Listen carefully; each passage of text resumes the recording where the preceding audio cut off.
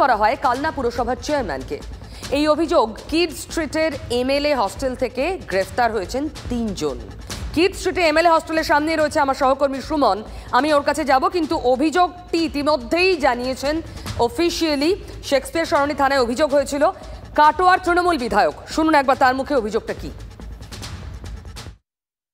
চিটিংবাজ তারা কোনো সময় আইপ্যাক, কোনো সময় অভিষেক ব্যানার্জি অফিসের নাম করে প্রথমে কাটোয়া পৌরসভার পৌরপ্রধানকে ফোন করেছিল যে আমি প্রদীপ জৈন বলছি বলে। প্রদীপ জৈন আইপ্যাকের একজন ডিরেক্টর, যে এরকম আপনাকে তো সরিয়ে দেওয়া হবে, তো থাকতে গেলে আপনি আসুন দেখা করুন।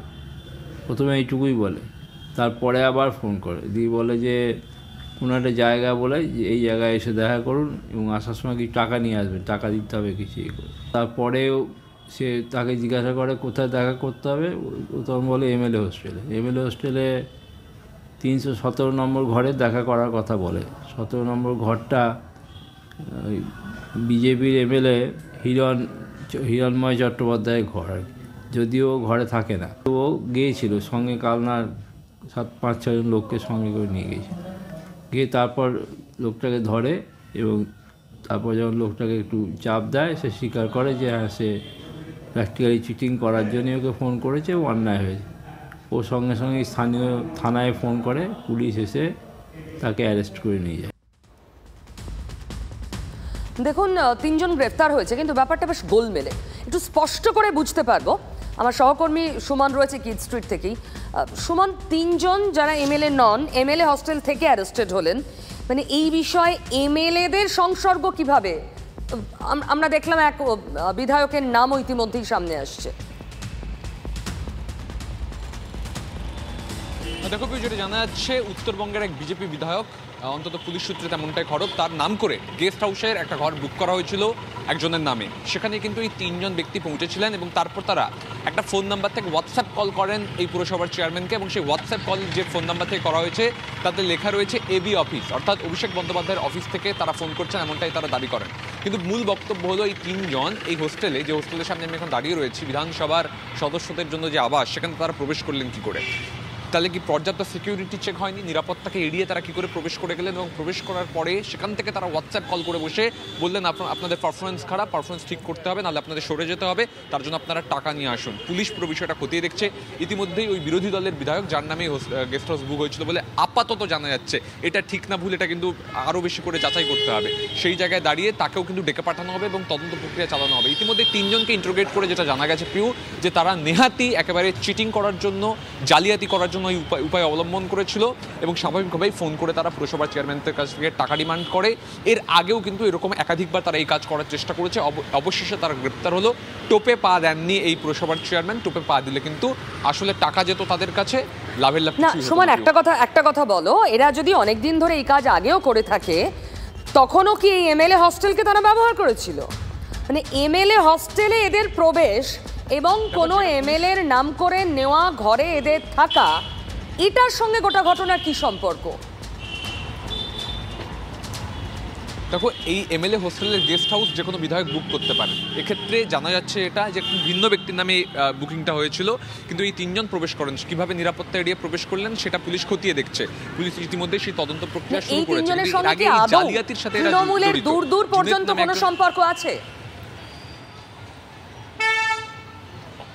দেখো, সেটা আলোচ্য বিষয়, সেটা পুলিশ তদন্ত করে দেখছে। তবে স্বাভাবিকভাবে যেটা জানা যাচ্ছে, এর মধ্যে একজন সে কিন্তু অপরাধী পুলিশের চোখে, কারণ এর আগেও বিভিন্ন বিষয়ে তার বিরুদ্ধে অভিযোগ রয়েছে। তার এই পুরো বিষয়টা ইনভলভমেন্ট থাকাটাকে পুলিশ এটাকে একেবারে কিন্তু একটা অপরাধ হিসেবে দেখছে এই মুহূর্তে দাঁড়িয়ে। তবে একজন বিধায়কের নামে বুক করা যে গেস্ট হাউসের হোটেলের রুম, সেই গেস্ট হাউসের রুমে কি করে এই 3 জন পৌঁছলো, এটা কিন্তু সবচেয়ে বেশি কৌতূহলের বিষয় এই মুহূর্তে পুলিশের কাছে, সেটাই পুলিশ তদন্ত করছে। মানে সেই প্রশ্নেরই উত্তর খোঁজার চেষ্টা করছি। ফ্রড কেউ করতে চাইতেই পারেন, কেউ করতেই পারেন, কিন্তু তিনি এমন একটা জোনে ঢুকে করছেন যেটা হাই সিকিউরিটি, সেটা কি করে সম্ভব? একেবারে তাকে সেই কথাটাই তোমাকে দেখাবো পিউ। দেখো এই যে এমএলএ হোস্টেল, এই এমএলএ হোস্টেলে প্রবেশ করতে গেলে তুমি ওদিকে ছবিটা দেখো, নিরাপত্তা রক্ষীরা রয়েছেন এবং এখানে কিয়স্ক রয়েছে, অর্থাৎ সচরাচর কেউ কিন্তু এমএলএ হোস্টেলে প্রবেশ করতে পারেন না। আমি যদি এখন ঢুকতে যাই আমাকে পুলিশ আটকাবে, কিন্তু সেই জায়গায় তিনজন অনায়াসে কি করে ঢুকে পড়লেন জালিয়াতি করার জন্য, অপরাধ সংগঠিত করার জন্য, এই প্রশ্নটা কিন্তু স্বাভাবিকভাবে এই এমএলএরা যেখানে থাকেন সেখানকার যদি নিরাপত্তার এই হাল হয় তাহলে পুরো রাজ্যের নিরাপত্তা নিয়ে প্রশ্ন তুলে দিচ্ছে।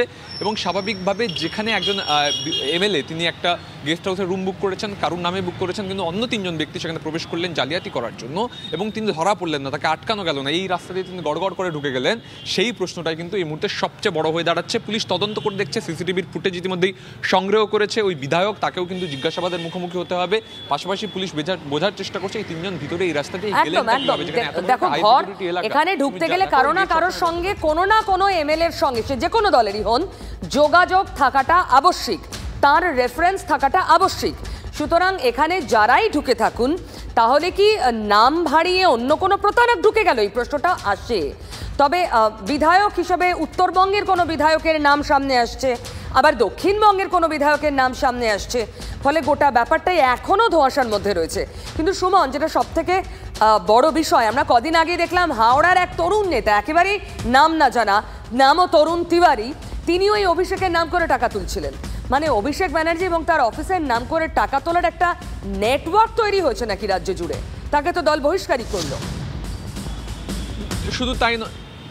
শুধু তাই নয় পিউ, আরও একটা কথা তোমাকে মনে করি, যে সল্টলেকের একজন নেতা, তারও নাম প্রায় অজানা, তিনি মানে একেবারে আন্তর্জাতিক সীমান্ত ক্রস করিয়ে জিনিসপত্র পাঠিয়ে দেবেন ব্যবসার কাজের জন্য, তার জন্য তিনি অভিষেক বন্দ্যোপাধ্যায়ের নাম ভাঙিয়েছিলেন এবং তাকে কিন্তু পুলিশ গ্রেপ্তার করেছিল। অভিষেক বন্দ্যোপাধ্যায় অফিসের নাম করে কিন্তু বারবার এই ধরনের ঘটনা ঘটছে রাজ্যে, এবং পুলিশ তার মধ্যে কয়েকটা কেসেই কিন্তু অ্যারেস্ট করতে পেরেছে মূল অভিযুক্তকে, কিন্তু বারবার তৃণমূল নেতারা ইনভলভ হয়ে যাচ্ছেন। তাই এখানেও কোথাও এই সোর্সের মধ্যে ভূত খোঁজার চেষ্টা চলছে। তার কারণ ইতিমধ্যেই কিন্তু বিরোধীরা অভিযোগ করতে শুরু করেছে যে তৃণমূলের কানেক্টিভিটি না থাকলে এটা সম্ভব নয়। অন্যদিকে তৃণমূল বলছে বিজেপি বিধায়করা এর সঙ্গে জড়িত। স্বাভাবিকভাবে এই কোন বিধায়ক জড়িত, কোন দলের বিধায়ক জড়িত সেটা যেমন আলোচ্য, পাশাপাশি এই এমএলএ হোস্টেলের সিকিউরিটি, নিরাপত্তা, সেটাও কিন্তু আলোচনার। তার কারণ এই তিনজন যারা তাদের মধ্যে, বিষয়টা অত্যন্ত জটিল, বিষয়টা গোলমেলে পুরোটাই পুলিশ খতিয়ে দেখছে।